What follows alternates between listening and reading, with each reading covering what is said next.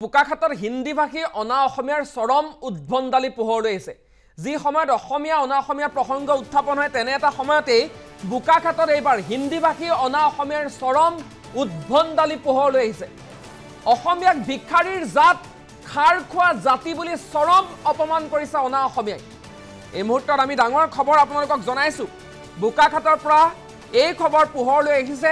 বোকাখাটৰ দুজনকৈ বিশিষ্ট সমাজ সেৱকক ভিক্ষাৰীৰ জাত খাৰ খোৱা জাতি বুলি চৰম অপমান কৰিছে। আৰু এই ঘটনাক কেন্দ্ৰ কৰি এতিয়া বোকাখাটৰ নাহৰজানত তীব্ৰ প্ৰতিক্ৰিয়া। অভিষেক আগৰৱালা নামৰ এজন মাৰোৱাৰীক ঘেৰাও কৰিছে দল সংগঠনে। ক্ষমা নোখোজালৈকে ক্ষান্ত নথকাৰ কথাও ঘোষণা কৰিছে নাহৰজানৰ এইসকল লোকে।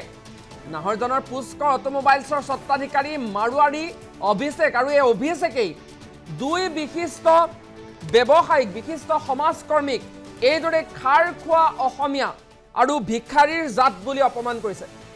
এয়াই প্ৰথম নহয়, বাৰম্বাৰ দেখিবলৈ পোৱা যায় সহজ সৰল অসমীয়া জাতিক বাৰে বাৰে অনা অসমীয়াই অপমান কৰি আহে।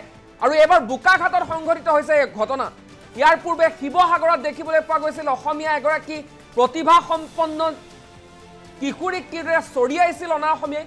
তাৰ পাছতে সমগ্ৰ শিৱসাগৰত অনা অসমীয়াৰ বিৰোধিতাৰে যি অভিযান দেখিবলৈ পোৱা গৈছিল, চলিছিল প্ৰতিবাদ, সৰ্বস্তৰৰ জনতাই প্ৰতিক্ৰিয়া প্ৰকাশ কৰিছিল। কিন্তু তাৰ মাজত এইবাৰ বোকাখাটত দুগৰাকীকৈ বিশিষ্ট ব্যক্তিক পুষ্কৰ অটোমোবাইলছ নামৰ এটা প্ৰতিষ্ঠানৰ স্বত্বাধিকাৰী অভিষেক আগৰৱালাই খাৰ খোৱা অসমীয়া জাতিক ধৰি কথা ক'ব পৰা হৈছে এইখন অসমত।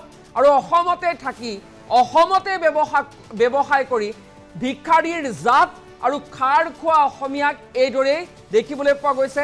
ঠাট্টা মস্কৰা কৰিছে, ইটিকিং কৰিছে, অশ্ৰাব্য গালি গালাজ কৰিছে মাৰোৱাৰীয়ে।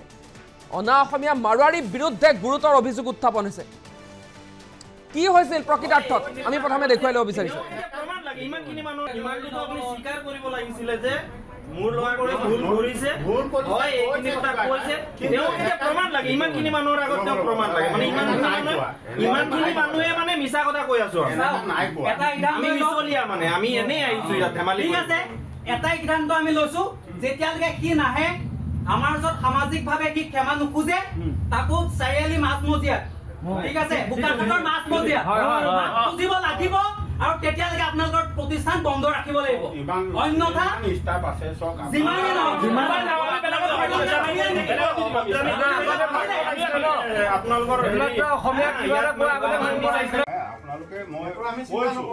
আমি চিন্তা নকৰো, আমি তাৰ লগত কাজিয়া পচাল কৰা দেখিছে আপুনি।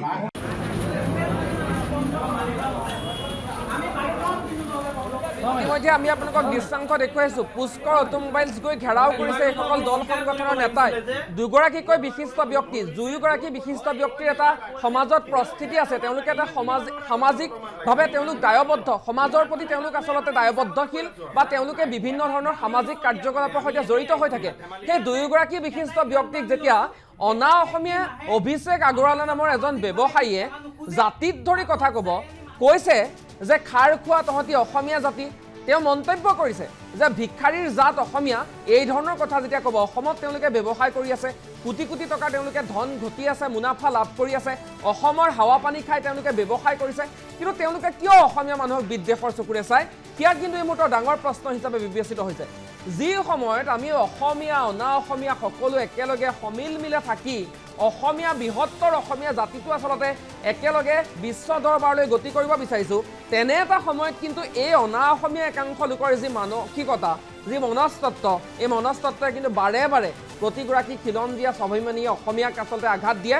আৰু এইবাৰ এই অভিষেক আগৰৱালা নামৰ মাৰোৱাৰীটোৱে যি ঘটনা সংঘটিত কৰিলে, এই ঘটনাক লৈ এতিয়া বোকাখাটত তীব্ৰ প্ৰতিক্ৰিয়াৰ সৃষ্টি হৈছে।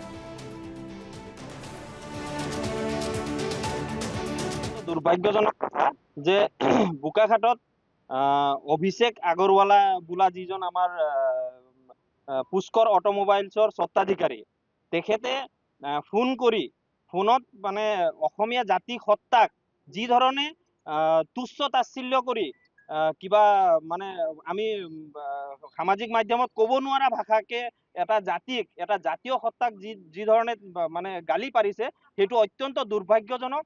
আৰু আমাৰ বোকাখাটৰ সকলো দল সংগঠনে আজি মানে সেই কথাখিনি শুনাৰ পিছত মানে থাকিব নোৱাৰি আজি ইয়াত প্ৰতিটো দল সংগঠন আজি উপস্থিত আছে বোকাখাটৰ সকলো ৰাইজ আজি ইয়াত উপস্থিত আছে আৰু সকলোৱে সেই